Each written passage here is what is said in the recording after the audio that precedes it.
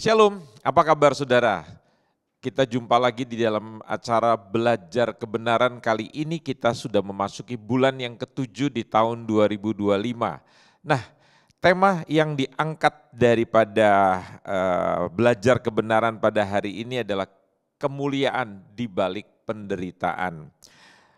Acap kali kita tidak pernah mengerti ya kenapa kok di dalam hidup di dunia ini kita sering diperhadapkan kepada begitu banyak persoalan, begitu banyak penderitaan, ada banyak sakit penyakit yang kita tidak pernah pikirkan, bayangkan, rindukan, tetapi itu bisa kita alami. Misalnya saja kita sudah berjalan dengan hati-hati menggunakan mobil kita atau sepeda motor kita, tiba-tiba kita diserempet, kita ditabrak dari belakang. Itu bisa saja terjadi dalam kehidupan kita. Tetapi kalau kita membaca daripada firman Tuhan, Rasul Paulus mengatakan bahwa mati itu adalah untung bagiku.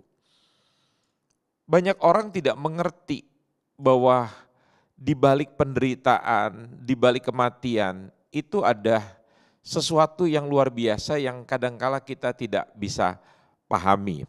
Nah, ini ada cerita satir gitu kira-kira ya. Kalau beberapa tahun yang lalu kita mendengar cerita bahwa istri daripada Eyang Subur itu yang bernama Yati Pesek, ini saya mendengarnya dari cerita seorang hamba Tuhan, itu meninggal dunia karena sakit jantung. Nah, Eyang Subur yang usianya sudah lebih dari setengah abad ini, itu diperhatikan oleh para tetangganya, di mana Eyang ini rajin sekali ke makam istrinya. Satu hari itu dia bisa 3 kali berkunjung ke makam daripada istrinya. Jadi satu hari, pagi hari dia pergi, nanti tengah hari dia pergi, petang hari dia pergi menyiram makam istrinya. Nah, banyak tetangga-tetangganya yang memperhatikan aktivitas daripada Eyang Subur. Dan mereka berpendapat begini, cinta banget itu Eyang Subur sama istrinya. Ya, sampai setiap hari, 1 hari 3 kali dia mengunjungi makam istrinya dan selalu menyiram. Sehingga orang-orang di kampungnya itu menjadi kagum akan cinta Eyang kepada almarhumah istrinya. Nah, satu saat Eyang Subur ini ditanya oleh beberapa tetangganya, Eyang nggak bisa move on ya, Eyang cinta sekali ya sama almarhumah begitu.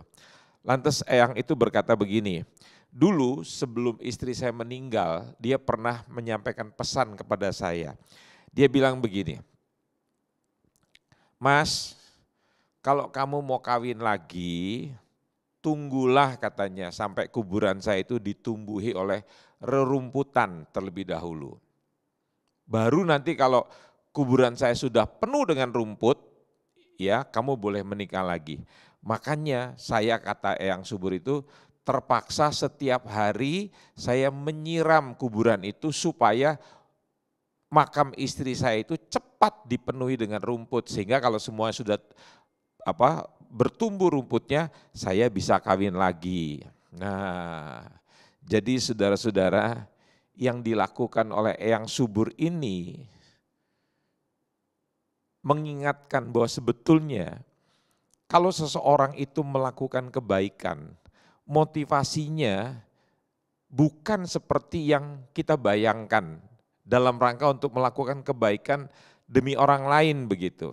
Jadi Eyang ini melakukan kebaikan, mengunjungi makam istrinya supaya dia bisa menikah lagi.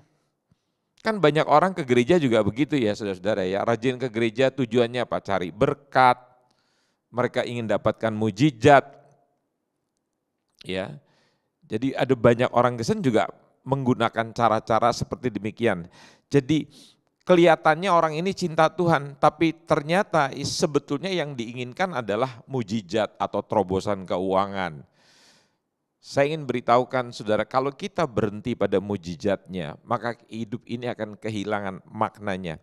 Makanya di dalam Injil Yohanes 20 ayat 30 sampai 31, masih banyak tanda lain yang dibuat Yesus di depan mata murid-muridnya yang tidak tercatat dalam kitab ini. Tetapi semua yang tercantum di sini telah dicatat supaya kamu percaya bahwa Yesuslah Mesias Anak Allah dan supaya kamu oleh imanmu memperoleh hidup dalam namanya. Jadi tujuan kita mempercayai Tuhan itu bukan demi kepentingan keuntungan kita dalam perkara-perkara yang sifatnya rendah.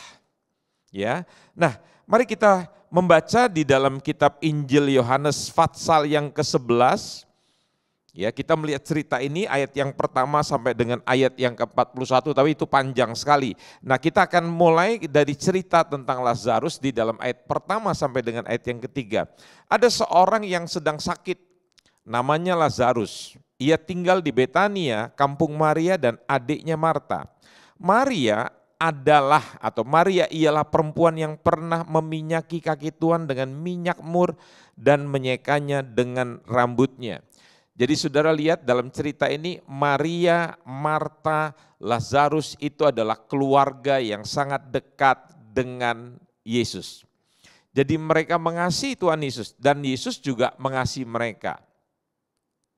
Ya. Nah, saudara-saudara di dalam ayat yang ketiga, dan Lazarus yang sakit itu adalah saudaranya. Kedua perempuan itu mengirim kabar kepada Yesus, Tuhan, dia yang engkau sayangi, yang engkau kasihi, sakit. Ketika Yesus mendengar kabar baik itu, ia berkata, penyakit itu tidak akan membawa kematian, tetapi akan menyatakan kemuliaan Tuhan.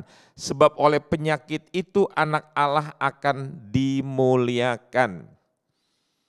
Dari sini saya bisa belajar bahwa di balik semua persoalan penderitaan yang manusia alami, apapun keadaan kita, Tuhan ingin menyatakan kemuliaan-Nya. Nah saudara lihat ada sebuah kejanggalan kalau dalam cerita ini saudara-saudara. Yesus dia sudah mendengar kabar bahwa orang yang dikasihi yang bernama Lazarus itu sakit. Dan dia mengatakan bahwa penyakit itu tidak membawa kematian tetapi akan menyatakan kemuliaan Tuhan. Ya. Jadi di balik semua krisis, di balik semua penderitaan, di balik semua persoalan yang saudara dan saya hadapi selalu ada tujuannya, yaitu untuk menyatakan kebesarannya Tuhan. Tapi di sini kita harus belajar menyadari dari cerita ini. Kenapa? Biasanya kan orang itu kalau misalnya mendengar saudaranya yang dikasihi, sahabatnya yang dikasihi, ya, orang-orang yang disayangi itu sakit, maka kita akan tergesa-gesa. Kita akan sesegera mungkin untuk mendatangi. Tapi Yesus kelihatannya dia coba membiarkan. Ya. Jadi kalau kita tidak bisa memahami suatu persoalan itu terjadi begitu saja dan kita tidak bisa mengerti mengapa itu bisa terjadi, percayalah. Walaupun kita tidak bisa mengerti secara menyeluruh, percayalah bahwa Tuhan itu punya rencana yang indah. Jadi seringkali saya mengatakan bahwa cara Tuhan itu tidak bisa dimengerti. Perhatikan ayat 5 dan 6. Yesus memang mengasihi Marta dan kakaknya dan Lazarus. Namun setelah didengarnya bahwa Lazarus sakit, ia sengaja tinggal 2 hari lagi di tempat di mana ia berada. Jadi dari cerita ini memang Yesus itu sayang kepada 3 orang bersaudara. Tetapi ketika Lazarus sakit, Yesus secara sengaja tinggal di tempat di mana dia berada selama 2 hari. Jadi dia tidak sesegera mungkin untuk mengunjungi Lazarus. Saya ulangi lagi. Di sini Tuhan mau menunjukkan bahwa cara dia sepertinya tidak bisa dimengerti. Ya, kenapa kok Tuhan tidak segera langsung datang menyembuhkan orang yang dikasih, tetapi kok bisa didiamkan selama beberapa waktu kemudian begitu dikasih tahu orang yang dikasih itu sudah mati. Dari cerita ini saya teringat dengan sebuah cerita kalau Anda pernah mengenal seorang pencipta lagu Kristen yang pernah memenangkan Grammy Award dan dia adalah mantan suami daripada emigran, ya. Itu namanya Stephen Curtin Chapman. Dia mempunyai 3 orang anak asli dan 3 orang anak adopsi, yang 3-tiganya itu merupakan anak-anak dari keturunan Chinese. Sedangkan Stephen Curtin Chapman ini hidup di Amerika dan dia seorang pencipta lagu yang terkenal dari kalangan Kristen. Ya, bahkan lagu ciptaannya itu dipakai di dalam kebanyakan acara-acara wedding begitu. Nah, saudara tahu satu hari anak adopsi Stephen yang bernama Mary itu berusia 5 tahun, dia sedang bermain di pekarangan begitu. Dan anak remaja daripada Stephen, jadi ini anak kandung, dia sedang memundurkan mobilnya, memarkirkan mobilnya begitu kira-kira dengan menggunakan mobil yang besar itu seperti kayak Land Cruiser begitu.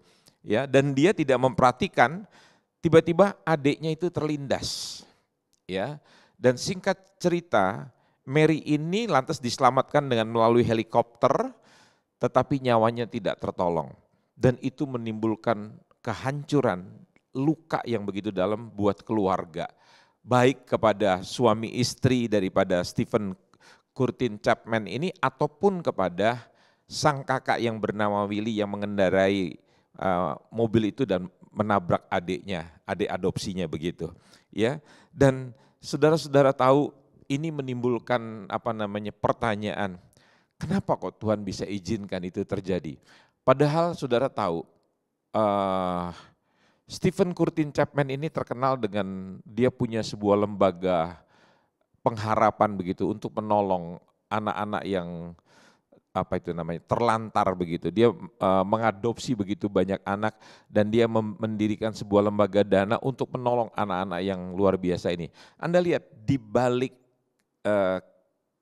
kecintaannya kepada hal-hal yang sifatnya sosial begitu, tetapi kita tidak mengerti kenapa kok Tuhan bisa mengizinkan itu terjadi. Dan satu saat dia menulis peristiwa itu di dalam bukunya yang dia tulis, dia ceritakan begini, itulah iman, yaitu hidup dengan berbagai macam pertanyaan yang tidak dimengerti jawabannya. Ya, kalau saudara mengerti semua jawaban, maka kita tidak membutuhkan iman. Ya, jadi iman adalah pada saat kita tidak mengerti, tetapi kita tetap mempercayai Tuhan. Karena firman Tuhan berkata iman adalah dasar dari segala sesuatu yang kita harapkan dan bukti dari segala sesuatu yang tidak kita lihat. Mungkin belum kita lihat apa tujuan, apa maksud dibalik semua penderitaan. Tetapi percayalah bahwa Tuhan akan menyatakan kemuliaannya, Tuhan akan menyatakan tujuannya dibalik dari semua persoalan yang kita alami.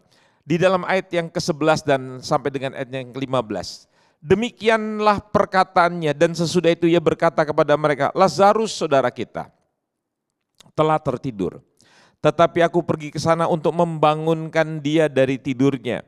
Maka kata murid-murid itu kepadanya, Tuhan, jikalau ia tertidur, ia akan sembuh. Tetapi maksud Yesus ialah tertidur dalam arti mati. Sedangkan sangka mereka Yesus berkata tentang tertidur dalam arti biasa. Karena itu Yesus berkata dengan terus terang, Lazarus sudah mati. Tetapi syukurlah aku tidak hadir pada waktu itu sebab demikian lebih baik bagimu supaya kamu dapat belajar percaya. Mari kita pergi sekarang kepadanya. Jadi di dalam ayat di atas perhatikan ada frase supaya kamu dapat percaya. Terjemahan lainnya, aku mau membangun imanmu. Aku mau mempercayakan hidupmu itu kepadaku. Itu maksudnya saudara-saudara. Jadi di sini Yesus juga mengajarkan bahwa inti daripada kehidupan itu bukan mempertahankan kehidupan. Tetapi hidup bagi Dia, bagi Tuhan dan percaya kepadanya. Sekalipun kematian menimpa mereka, sekalipun penderitaan, sekalipun persoalan itu menimpa kehidupan kita, maka kita tidak perlu takut. Kenapa? Karena kita memiliki harta yang lebih besar dari apa yang dunia tawarkan. Jadi kalau kita merasa seakan-akan dibiarkan di dalam persoalan kita, di dalam penyakit kita, di dalam penderitaan kita, di dalam musibah yang kita sedang alami, maka seharusnya kita tetap tenang dan kita tetap bersyukur. Kita tidak perlu menjadi khawatir. Kenapa? Kita harus percaya bahwa rencananya itu besar bagi tiap-tiap kita. Jadi saudara harus tetap bersyukur. Jadi kalau saat ini kita mengalami situasi yang tidak enak, maka kita perlu belajar untuk percaya. Sekarang perhatikan ayat 17 dari Yohanes 11 dan ayat 20 dan 21. Maka ketika Yesus tiba, didapatinya Lazarus telah 4 hari berbaring di dalam kubur. Ketika Marta mendengar bahwa Yesus datang, ia pergi mendapatkannya, tetapi Maria tinggal di rumah. Maka kata Marta kepada Yesus, Tuhan, sekiranya Engkau ada di sini, saudaraku pasti tidak mati. Lazarus sudah berada di dalam kubur itu 4 hari. Anda tahu, tubuhnya itu sudah membusuk dan tidak mungkin lagi secara medis itu bisa dibangkitkan. Jadi ketika Yesus datang, maka Maria tetap tinggal di rumah yang menunjukkan bahwa dia sedang putus asa. Dia sudah kehilangan pengharapan. Dan Marta waktu ketemu Yesus sedang berkeluh kesah. Ada banyak orang seperti begitu. Kalau dia menghadapi penderitaan, kalau dia menghadapi persoalan, dia menjadi hopeless, kehilangan pengharapan. Dia menjadi putus asa dan rasanya seperti mau mati. Tapi ada lagi yang senangnya itu mengeluh. Orang percaya kan suka begitu ya. Coba tadi kalau tidak dirawat di rumah sakit umum daerah, tapi kalau dirawat di rumah sakit swasta, pasti saudaraku tidak mati. Bahkan ada lagi yang mengatakan, itu yang di rumah sakit umum. Ada yang dirawat di rumah sakit swasta yang bagus, dia berkata, coba kalau tidak dirawat di rumah sakit swasta, tapi dirawat di rumah sakit di Malaysia. Tapi yang di Malaysia mati juga, dia bilang, coba kalau dirawat di Singapura. Jadi kita selalu coba menyalahkan keadaan tanpa kita memahami bahwa di balik semua cerita yang sedang kita alami itu ada maksud Tuhan yang luar biasa. Ayat 22 sampai 26. Tetapi sekarang pun aku tahu bahwa Allah akan memberikan kepadamu segala sesuatu yang kau minta kepadanya. Kata Yesus kepada Marta, saudaramu akan bangkit. Kata Marta kepadanya, aku tahu bahwa ia akan bangkit waktu orang-orang bangkit pada akhir zaman. Jawab Yesus, akulah kebangkitan dan hidup. Barang siapa percaya kepadaku, ia akan hidup walaupun ia sudah mati. Dan setiap orang yang hidup dan yang percaya kepadaku tidak akan mati selama-lamanya. Percayakah engkau akan hal ini? Jadi ketika Yesus mengatakan bahwa dirinya atau akulah kebangkitan dan hidup, maka dia menggunakan akulah Tuhan Abraham, Ishak dan Yakub, di mana pada waktu itu Yesus menyamakan dirinya dengan Allah Yahweh, Allah Bapa. Dan karena pernyataan ini makanya Yesus dilempari dengan batu oleh banyak orang-orang Yahudi. Nah di ayat ini saudara lihat, Yesus sedang memberikan pertanyaan kepada Marta yang betul-betul sedang hopeless, yang sedang putus asa. Apakah dia mau mempercayakan Lazarus yang mati itu di dalam Yesus daripada hanya meratapinya? Nah demikianlah pertanyaan ini diajukan kepada kita. Daripada kita meratapi, daripada kita berandai-andai, daripada kita mengeluh, pernahkah kita belajar untuk mempercayakan persoalan kita kepada Yesus dan membiarkan Yesus itu berkarya dengan kemahakuasaannya di dalam kehidupan kita? Ini yang menjadi pertanyaan buat tiap-tiap kita. Di dalam Yohanes 11 ayat 34 sampai 35, kita lihat bagian daripada Yesus menangis bersama dengan kita di dalam penderitaan kita. Di manakah dia kamu baringkan? Pertanyaan Yesus. Jawab mereka, Tuhan, marilah dan lihatlah. Ayat 35 ini merupakan frase yang terpendek, ayat-ayat yang terpendek dari seluruh Alkitab yang dikanonkan. Karena kalimatnya berbunyi, maka menangislah Yesus. Jadi ketika Yesus menangis, selain itu menunjukkan kemanusiaannya, maka dia juga ingin menunjukkan bagaimana dosa itu berimplikasi dalam kehidupan manusia. Saudara perlu belajar, dosa itulah yang menyebabkan sakit, penyakit, dan kematian. Orang yang hidupnya penuh dengan dosa akan penuh dengan rasa bersalah.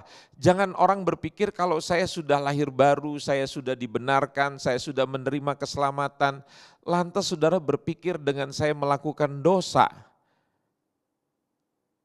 saya tidak punya tanggung jawab moral apa-apa. Atau ada orang mengatakan begini, saya sekarang sudah menjadi orang yang merdeka semenjak saya dimerdekakan dari dosa oleh kematian Yesus di atas kayu salib. Sekarang saya menjadi orang yang merdeka.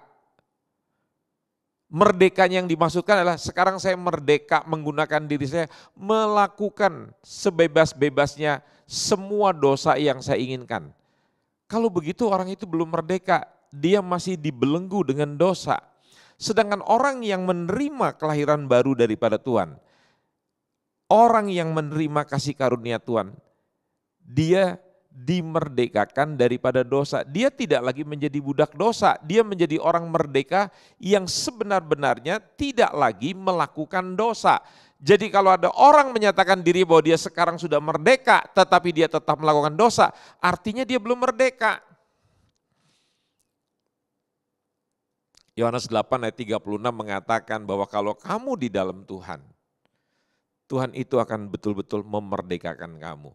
Jadi tidak ada perhambaan lagi, di situ kita tidak lagi terlibat di dalam perbuatan-perbuatan dosa.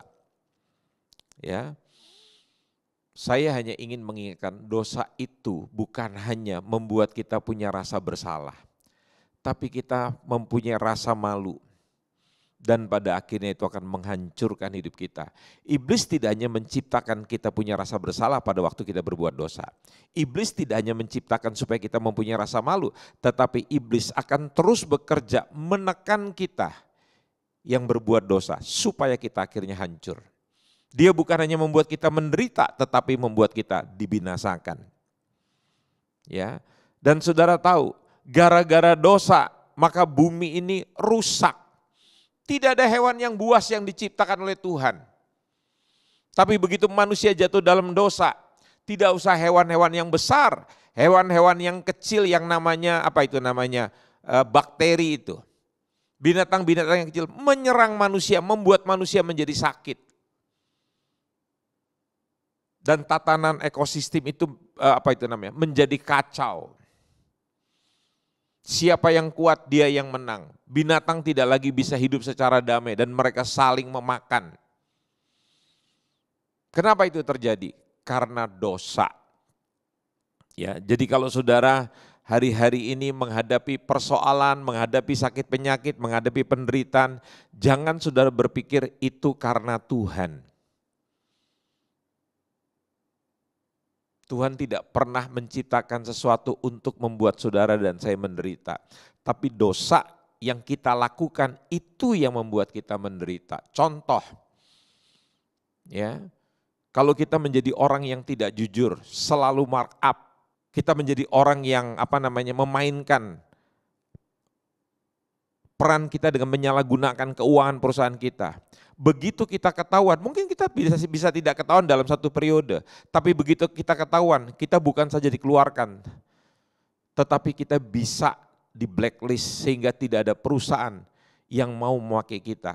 Karena ingat, track record kita itu bisa dimasukkan di dalam situs untuk integritas kita. Sehingga tidak ada perusahaan, begitu dia mengetik nama kita akan keluar rekaman jejak daripada pekerjaan kita yang sebelumnya. Ya. Jadi tidak ada perusahaan yang mau memakai kita. Nah, persoalan itu disebabkan karena siapa? Setan, karena Tuhan. Itu disebabkan karena dosa kita, karena kita tidak jujur. Kita lanjut. Ayat 39 sampai 43. Kata Yesus, angkat batu itu. Marta, saudara orang yang meninggal itu berkata kepadanya, Tuhan, dia sudah berbau, sebab sudah 4 hari ia mati. Jawab Yesus, bukankah sudah kukatakan kepadamu, jikalau engkau percaya, engkau akan melihat kemuliaan Allah. Maka mereka mengangkat batu itu, lalu Yesus menengadah ke atas dan berkata, Bapa, aku mengucap syukur kepadamu karena engkau telah mendengarkan aku. Aku tahu bahwa engkau selalu mendengarkan aku, tetapi oleh karena orang banyak yang berdiri di sini mengelilingi aku, aku mengatakannya supaya mereka percaya bahwa engkaulah yang telah mengutus aku. Dan sesudah berkata demikian, berserulah ia dengan suara keras, Lazarus, marilah keluar. Kita lihat, hidup di dunia ini pasti akan berakhir. Di dalam Pengkhotbah 8 ayat 8 dikatakan, tidak seorang pun berkuasa menahan angin, tidak seorang pun berkuasa atas hari kematian. Saya pernah beberapa kali di anestesi, dibius untuk melakukan yang saya ingat yang pertama kali pada waktu saya akan dimasukkan alat endoskopi. Kemudian pada waktu saya di India saya akan di SWL, akan ditembak daripada bagian pankreas saya karena di situ ada batu di saluran pankreas saya. Dokternya mengatakan bahwa nanti Anda akan dibius selama kurang lebih 3,5 jam. Gitu. Oh ya dok, saya bersiap begitu. Dan dokternya mengatakan, gimana kabarnya hari ini? Ya, saya tiba-tiba hilang begitu saja dan saya sadar, waktu saya sadar saya sudah di ruangan. Tadinya saya tahu saya di ruangan operasi, tapi begitu saya sadar saya sudah di ruangan, di tempat saya dirawat. Artinya apa? Dalam satu masa saya bisa hilang. Saya tidak sadarkan diri. Manusia tidak punya kekuasaan untuk melawan obat bius. Apalagi kematian. Itu yang perlu saudara sadari dalam kehidupan kita. Jadi hidup di dunia ini akan berakhir. Kita semua pasti akan menghadapi kematian. Dan yang namanya kematian tidak bisa dilawan. Kita lihat ayat selanjutnya saudara-saudara. Ya. Dalam ayat 45 sampai dengan 57, perhatikan ayat 53. Mulai dari itu mereka sepakat untuk membunuh dia. Perhatikan, melalui mujizat, maka mereka yaitu orang-orang Farisi yang tidak suka sama Yesus, mereka bersepakat untuk membunuh dia. Yesus tahu bahwa mujizat ini yaitu dengan membangkitkan Lazarus, maka akhirnya Yesus akan difitnah. Dan mulai dari hari itu mereka sepakat untuk membunuh dia. Jadi dengan dibangkitkannya Lazarus, maka sebenarnya Yesus sedang menyiapkan jalan untuk dirinya disalibkan. Bukankah ini gambaran tentang Injil keselamatan itu? Yesus bertukar posisi dengan Lazarus yang adalah gambaran kita yang harusnya mati, tetapi dia yang harusnya mati menanggung dosa kita. Dengan demikian kita yang berdosa yang semestinya mati, maka kita memperoleh hidup yang kekal. Jadi cara Tuhan mengalahkan penderitaan dan kematian adalah dengan mengirim Kristus untuk menjalani penderitaan dan kematian itu sendiri. Perhatikan di dalam kitab Efesus pasal yang kedua ayat 1 dan yang keempat. Hanya di dalam iman Kristen, maka Tuhan begitu peduli untuk menebus umat manusia, sehingga Tuhan sendiri rela menderita. Apapun penderitaan, apapun pergumulan, apapun tangisan kita, maka Tuhan peduli. Sebab dia sendiri mengalami penderitaan, sehingga dia peduli dan mengerti keadaan kita. Nah, saudara lihat, ada sesuatu yang menarik dari peristiwa ini, yaitu reaksi Yesus terhadap Marta dan Maria itu berbeda. Ya, Marta dan Maria ini dua orang kakak beradik dengan situasi dan keadaan yang sama, bahkan mereka memiliki pertanyaan yang sama. Namun dalam kasus Marta, maka kata-kata Yesus kepada Marta hampir merupakan teguran saat ia mengungkapkan kebenaran padanya. Namun dalam kasus Maria, maka Yesus hanya menangis bersamanya. Pertanyaannya, kenapa? Karena Yesus adalah penasihat yang ajaib. Tuhan tahu apa yang kita butuhkan tepat pada waktunya. Kalau kita butuh teguran, maka teguranlah yang Tuhan berikan. Namun kadang yang kita butuhkan adalah pelukan, maka Dia menangis bersama dengan kita. Tuhan tahu apa yang kita butuhkan dengan dosis yang tepat, urutan yang tepat, dan waktu yang tepat, di mana itulah tanda kepedulian Tuhan terhadap penderitaan manusia. Anda ingat yang Dia katakan, akulah kebangkitan dan hidup. Percayakah engkau akan hal ini? Pertanyaan yang sama juga ditujukan kepada kita. Maukah kita mempercayakan kehidupan kita sekalipun itu sulit, sekalipun itu tidak bisa dimengerti? Dia bertanya kepada Marta, percayakah kamu bahwa akulah kebangkitan dan hidup? Sesuatu yang tidak mudah dimengerti. Tetapi Anda mempercayakan persoalan Anda kepada Tuhan. Dan Anda tahu bahwa Tuhan adalah solusi atas semua persoalan. Dan tidak semua doa saudara itu dijawab. Seringkali saya memberikan analogi atau perumpamaan seperti begini. Kalau kita mempunyai seorang anak yang baru memasuki usia PAUD. Dan begitu dia pulang, saking sayangnya kita kepada dia. Apa saja kita selalu memberi yang terbaik. Demi kebahagiaan anak itu. Tetapi apakah dengan anak yang berumur 5 tahun dia meminta uang 10 juta, lantas kita harus memberikan permintaan dia uang 10 juta untuk dia membeli makanan kecil yang akan dibagikan pada teman-temannya. Pasti permintaan anak itu tidak akan dipenuhi oleh orang tuanya. Demikianlah saudara-saudara, tidak semua doa kita itu dijawab oleh Tuhan. Bukan karena Dia pelit, bukan karena Dia tidak mengasihi kita. Tetapi kalau permintaan itu akan membahayakan jiwa kita, membahayakan kita sendiri, maka Dia akan mencegah. Coba saudara flashback, melihat ke belakang. Ada begitu banyak doa-doa kita yang tidak dijawab oleh Tuhan. Tujuannya buat apa? Untuk kebaikan kita, saudara-saudara. Saya teringat dengan anak daripada menteri di zaman, menteri di zamannya Bapak Presiden Soeharto, yaitu Menteri Keuangan atau Menteri Equin, namanya Pak JB Sumarlin. Pada waktu anak perempuannya yang sulung itu sekolah di Amerika, ya ayahnya menemani anaknya datang pertama kali berkunjung ke tempat sekolah itu dan dicarikan pemondokan, tempat kos begitu. Dan tempat kosnya itu dengan sekolah yang terkenal itu di Amerika itu bisa dilihat dengan mata, jadi anak itu tidak perlu susah payah, dia bisa tinggal melangkah saja. Dan pada waktu ayahnya mau pulang, sang anak berkata, "Papa, kita mau pilih mobil yang mana untuk kendaraan aku nanti untuk kuliah?" Ayahnya bilang, "Kamu tidak butuh kendaraan karena kampusnya kan cuma di depan mata, kamu tinggal melangkah saja." Anak ini coba berdebat dengan ayahnya, beradu argumentasi, dan dia bilang, apakah Papa tidak malu sebagai pembantu presiden, sebagai orang terkenal, sebagai orang yang pejabat di negara itu membiarkan anaknya jalan kaki? Papanya bilang, ada apa dengan kamu? Kamu tidak membutuhkan kendaraan, karena tujuan kamu mau kuliah, bukan untuk pamer. Dan Papa tidak perlu menunjukkan siapa Papa. Dan Papa datang ke sini juga dengan sederhana kok, tidak meminta fasilitas negara untuk diterima, untuk dilayani oleh protokoler daripada pemerintahan US. Dan pertanyaan yang kedua daripada anak, berapa uang sakuku selama aku kuliah per bulannya?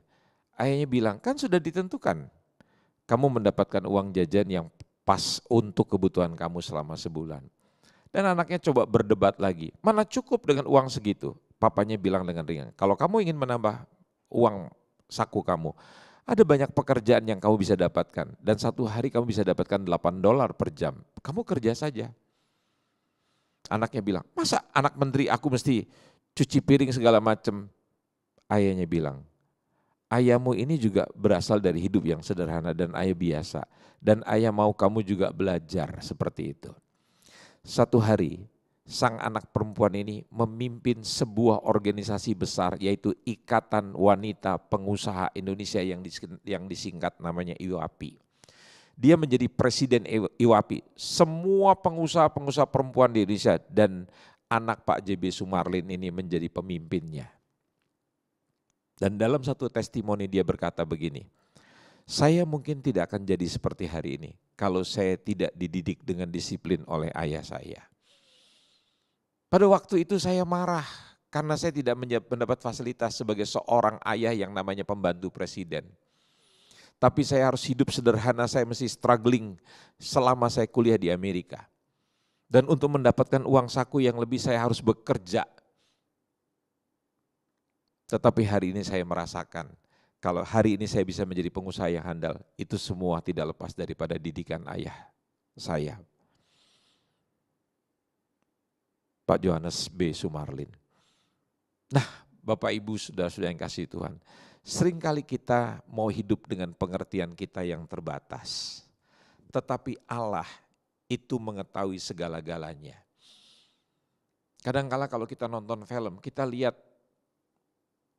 si jagoannya itu harus menghadapi kesusahpayahan begitu.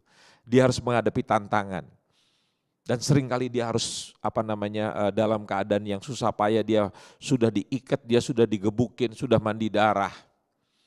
Tetapi saya pikir film yang bagus akan selalu berakhir dengan happy. Saya kesal sekali kalau sudah nonton film yang panjang, tiba-tiba filmnya berakhir dengan jagoannya mati. Bukan hanya saya yang marah, seisi bioskop marah dan memaki-maki sutradaranya. Ini sutradara gila katanya begitu. Gue bayar mahal-mahal nih nonton, waktunya panjang, tiba-tiba berakhir Superman-nya mati. Wah, terjadi caci maki begitu. Saya percaya Tuhan bukan sutradara seperti itu. Dia selalu membuat cerita hidupmu di akhir hidupmu berakhir dengan penuh harapan. Percayalah saudara-saudara, di dalam Tuhan selalu ada sesuatu yang luar biasa. Nah, saya akan menceritakan sebuah kisah dari seorang dokter Barnhouse. Ya. Satu saat dokter Barnhouse ini ditinggal mati oleh istrinya saat anaknya masih kecil. Dan anak yang masih kecil itu memberikan pertanyaan. Dia bilang begini, Daddy, ayah maksudnya, kalau Tuhan Yesus sudah mati buat dosa-dosa kita, mengapa kita perlu mati? Dr. Barnhouse tertegun dengan pertanyaan itu. Namun baru kemudian ya, pada saat mobil mereka bergerak ya, mereka melihat mobil mereka itu disapu itu ya oleh sebuah mobil truk yang begitu besar melintasi mereka. Jadi mobil van yang mereka sedang mereka gunakan itu tertutup oleh bayangan truk yang besar. Lantas di situ Dr. Barnhouse mendapatkan ide. Ya, dia bilang gini, nama anaknya itu adalah Ruth. Dia bilang ini, Ruth, kamu lebih suka ditabrak truk atau ditabrak bayangannya? Nah Ruth yang kecil yang lucu itu berkata, ya tentu saja Dad, lebih baik kita ditabrak bayangan daripada kita ditabrak yang sebenarnya itu kan menyakitkan kita. Nah dedinya atau Dr. Barnhouse ini berkata, 2000 tahun yang lalu truk kematian itu ditimpakan dan ditabrakkan kepada Tuhan Yesus. Agar apa?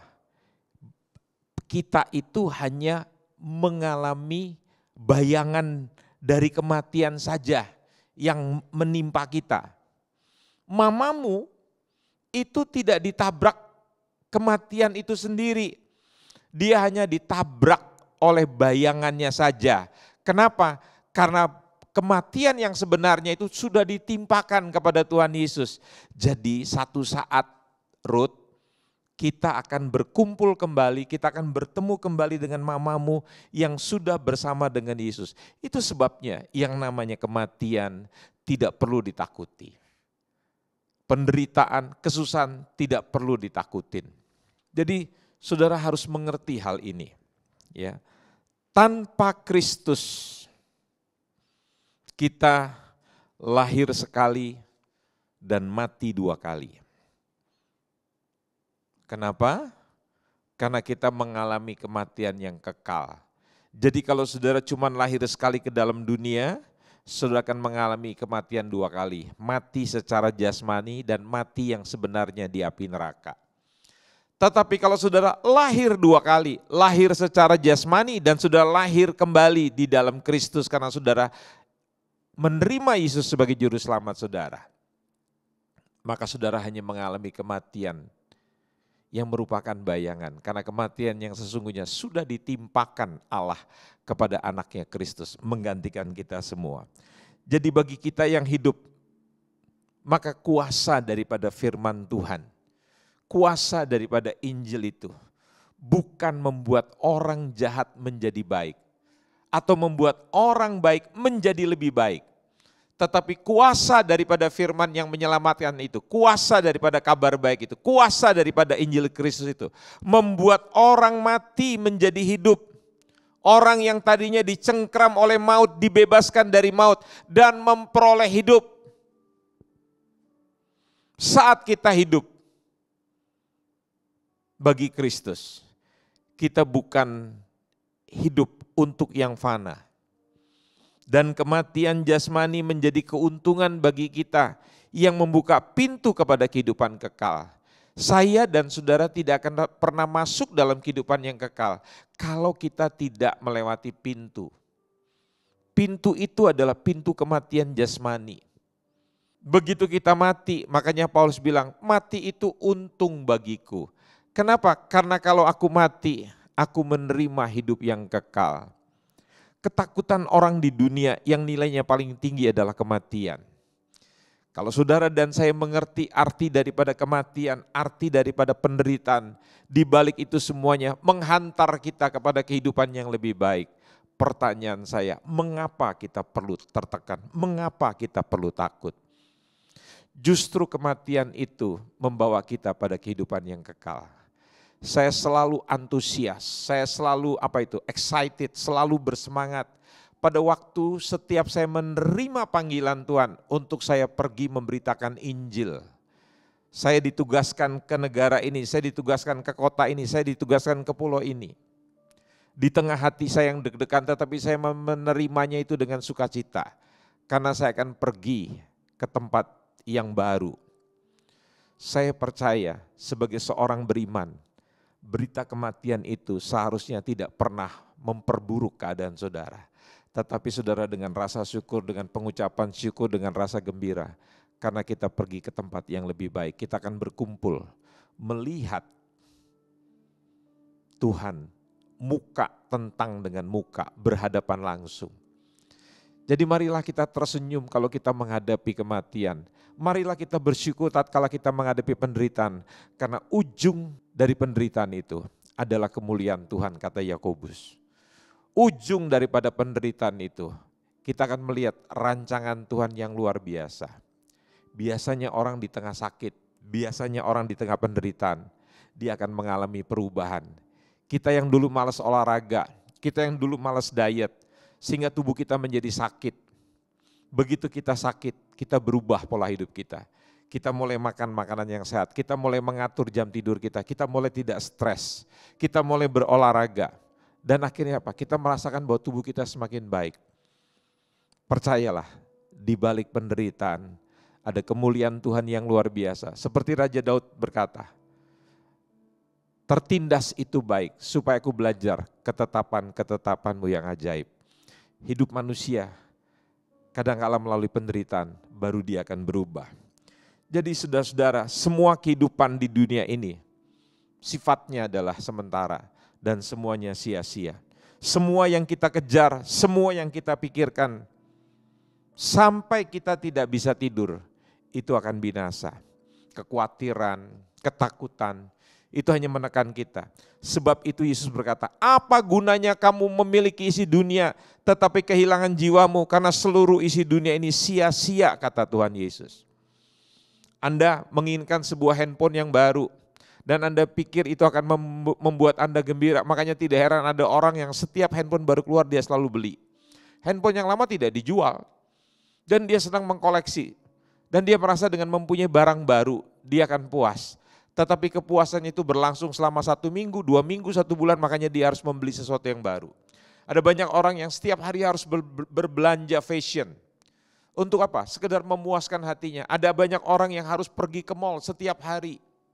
hanya untuk memuaskan dirinya. Dan semua itu tidak pernah bisa memuaskan dirinya.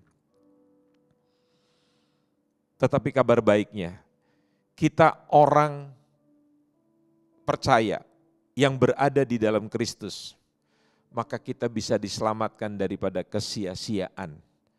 Coba Anda baca dalam 1 Petrus 1 ayat 8. Di dalam Kristus, di balik pergumulan kita, penyakit kita, beban kita, masalah kita, semua ada kemuliaan Tuhan. Dan sebagai ayat penutup, saya membaca 1 Korintus 15 ayat 55 sampai 57. Hai maut, di manakah kemenanganmu? Hai maut, di manakah sengatmu? Sengat maut ialah dosa dan kuasa dosa ialah hukum Taurat. Tetapi syukurlah kepada Allah yang telah memberikan kepada kita kemenangan oleh Yesus Kristus Tuhan kita. Jadi hidup seperti apa yang mati itu adalah keuntungan seperti kata Rasul Paulus. Hidup seperti apa yang penderitaan itu bukan untuk dikeluhkan, bukan untuk kita menjadi menderita, terkesan kita itu menjadi putus asa begitu. Tetapi kita belajar di balik penderitaan dan kemuliaan Tuhan. Yaitu kalau Anda hidup oleh Kristus, karena Kristus, di dalam Kristus dan untuk Kristus. Kalau semata-mata hidup Anda seluruhnya dipersembahkan untuk kemuliaan Kristus, maka hidup Anda akan mengerti, Anda akan menjalani hidup ini tidak dengan berat. Tetapi kalau Anda hidup dengan agenda pribadi, sepertinya, ya seperti Eyang Subur tadi, dia rajin ke makam, orang berpikir secara kasat mata, tampak keluar, sayang banget Eyang Subur sama istrinya Yati Pesek. Tapi ternyata dia mengingat perkataan istrinya, Mas kalau kamu menikah lagi, tunggu sampai rumput di kuburanku tumbuh semuanya baru kamu boleh menikah. Makanya dia sehari 3 kali. Supaya gimana caranya kuburan itu cepat dipenuhi dengan rumput dan dia bisa menikah kembali. Karena itu wasiat orang mati bagi orang suku-suku tertentu itu mempercayai wasiat orang mati itu harus dilaksanakan kalau dia mau selamat. Jadi kebaikan yang dilakukan tujuannya bukan untuk kebaikan untuk orang yang dilakukan itu, tapi buat kepentingan dirinya sendiri. Ada banyak orang datang kepada Tuhan juga mempunyai agenda yang seperti demikian. Mari kita belajar saudara, supaya kita boleh hidup dalam kehendak Tuhan yang luar biasa. Amin. Mari kita naikkan sebuah pujian sebelum kita berdoa. Bila kau izinkan sesuatu terjadi, ku percaya semua untuk kebaikanku. Bila nanti telah tiba waktumu, ku percaya kuasa-Mu memulihkan hidupmu. Waktu Tuhan pasti yang terbaik, walau kadang tak mudah dimengerti. Lewati cobaan, ku tetap percaya waktu Tuhan pasti yang terbaik.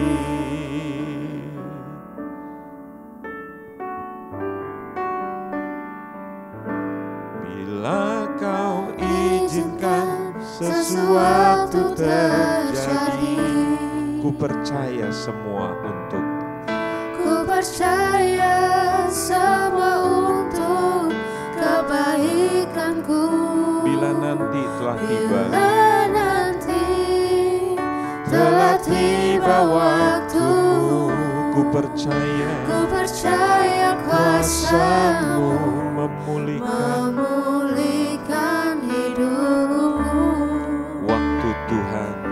Waktu Tuhan pasti yang terbaik, Walau kadang walau kadang tak mudah dimengerti.